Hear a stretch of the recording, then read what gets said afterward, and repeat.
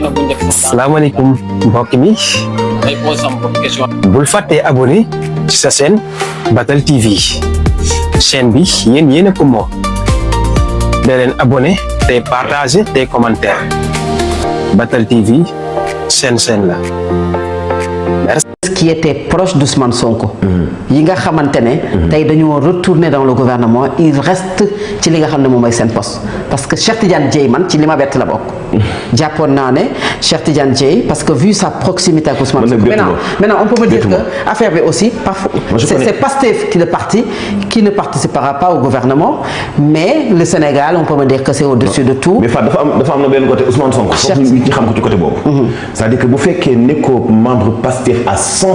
mais même boo nekkee membre Pastef sax moom du la wax ni la bul dem. non bu ñu la consulter boo ko consulter. da lay wax defal danaan la demal wala mun la defal li la sa conscience way du la iñaane xëy na. bien sûr bien sûr. bien sûr mais nag du tere ñu bàyyi wàlla xel. relation ak Ousmane Sonko. jàpp naa ne xëy na waxtaan nañu ci.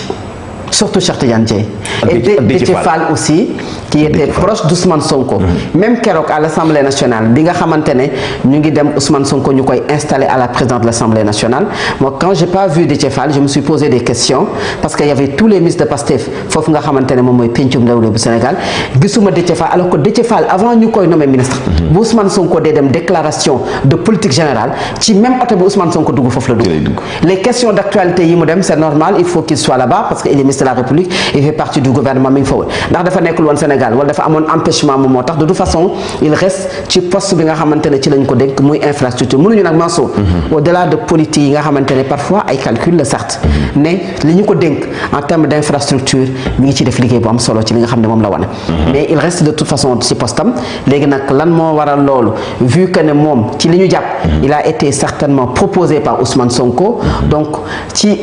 Ousmane Sonko motax mu nekkoon ministre des infrastructures il reste dans le gouvernement xeyna dinañ ci amaat yenen Guirassy également qui était parce que maa ngi lay wax sank ci biir commentaire yi man la dafa am coalition bu taxawoon c'était Mamadou Lamine Dianté c'était Dame Mbodj c'était Moustapha Guirassy c'était Cheikh Tidiane Dièye les Ndeye Fatou Ndiaye Blondin les Maymouna Bousso et les autres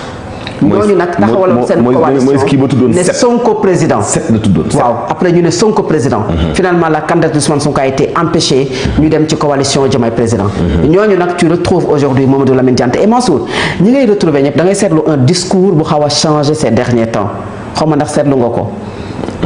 maanaam par rapport aux concertations moi j'ai vu Mamadou Lamine Dianté au moment où Pastef